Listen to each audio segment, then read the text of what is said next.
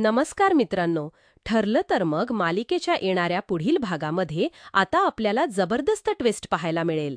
चैतन्याला कळतं की प्रिया ही तन्वी नसून बबली लोखंडे आहे. सदा आणि मैना त्याची 5वी मुलगी. दुसरीकडे सदा आणि मैनाने सायलीला सगळं सत्य सांगितलं आहे. प्रिया तन्वी नसून आमची मुलगी आहे आणि आम्हीच त्या बाईला तिला विकलं होतं.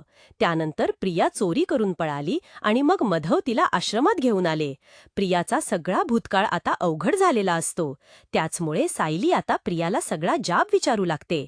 सायली अर्जुनने प्रियाला चांगल्या जाळ्यात अडकवलेलं असतं.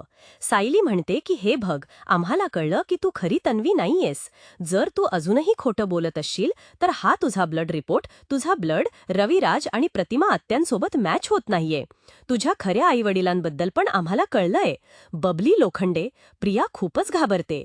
सायली म्हणते की कोणी तुला खोटं तन्वी बनवून यायला सांगितलं होतं, कारण तुला स्वप्न तर पडणार नाही आणि तन्वीच्या सगळ्या गोष्टी तुझ्याकडे कशा आल्या याचा अर्थ खरी तन्वी आपल्या आश्रमातच राहत होती. तर अर्जुन पोलिसांना घेऊन तिथे येतो. मग प्रिया घाबरून सायलीला तिचा गाठोड परत करत खऱ्या तन्वीचं सत्य सांगते.